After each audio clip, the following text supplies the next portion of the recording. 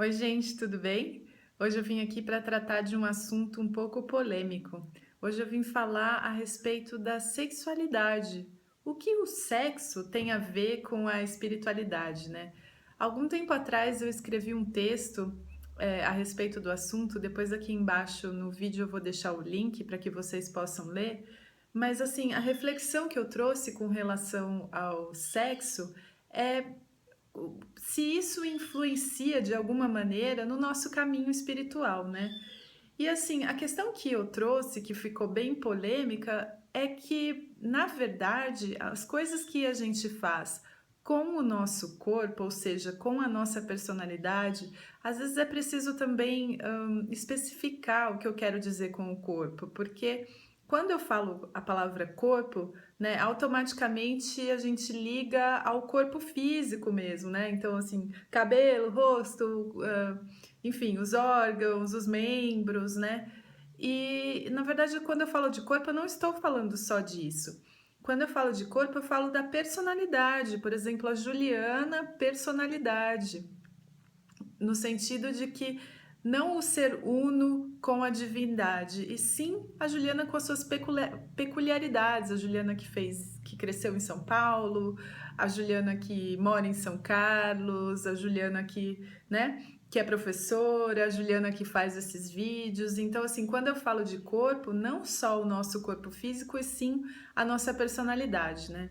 E o que eu queria, assim, a reflexão que eu queria trazer era que a sexualidade em si, ou seja, qualquer coisa que a gente faz com o corpo, não tem nenhuma relação com a espiritualidade.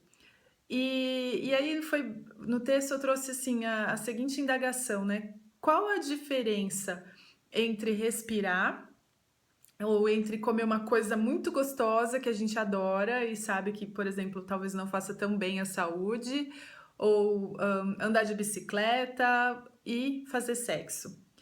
E aí depois uma reflexão que me veio é que fazer sexo geralmente envolve mais de uma pessoa, né? Então no comum aí envolve duas pessoas. Hoje em dia, né, pode envolver outras pessoas, ou seja, pode ser entre outras pessoas.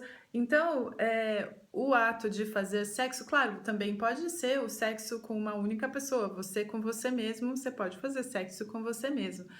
Mas geralmente, então, envolve uma outra pessoa. E aí, nesse sentido, é preciso que essa outra pessoa também esteja conivente ou que ela concorde com a maneira como o sexo é conduzido.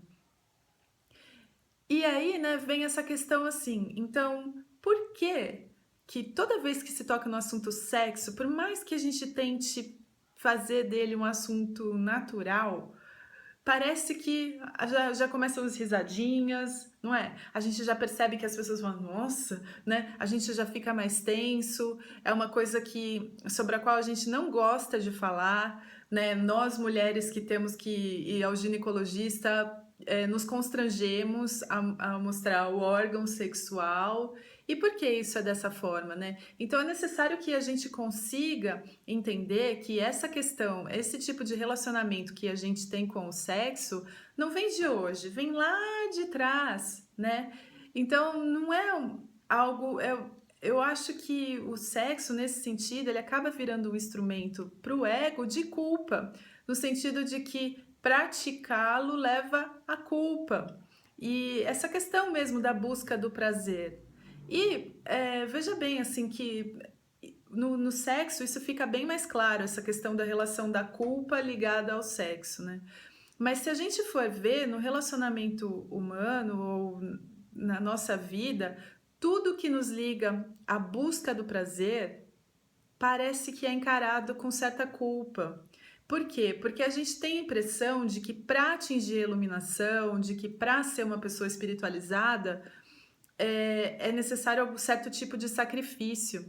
Por quê? Porque a gente interpretou a mensagem da crucificação de maneira equivocada. Então parece que a gente tem que passar por uma via crucis, né, para conseguir se iluminar e voltar para o nosso Pai, para voltar para Deus. Mas será que essa foi realmente a mensagem da crucificação que Jesus Cristo tentou nos passar? Porque na minha concepção, e até uma concepção assim que eu aprendi através de um livro que chama Um Curso em Milagres, a questão da crucificação era para que a gente compreendesse que apesar do corpo, da personalidade, né, ao qual as pessoas deram o nome de Jesus Cristo, ter passado por todo esse processo físico, no final das contas ele sabia que aquilo não era ele nunca foi o corpo dele. Ele nunca foi nem mesmo a personalidade dele.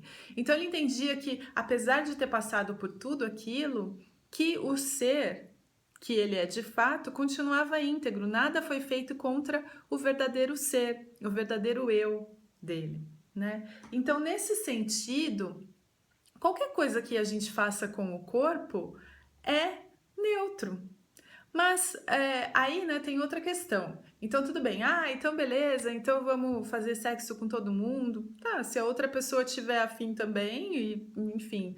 Não é, veja bem, não é que eu tô incentivando o sexo leviano. Não é isso que eu quero dizer, né? O que eu quero dizer é no sentido de que, assim, se o ato de praticar o sexo for algo que me gere culpa, então por que que eu busco culpa através de fazer sexo? E talvez só pensar um pouco mais atrás, mas será que eu devo sentir culpa ao fazer isso?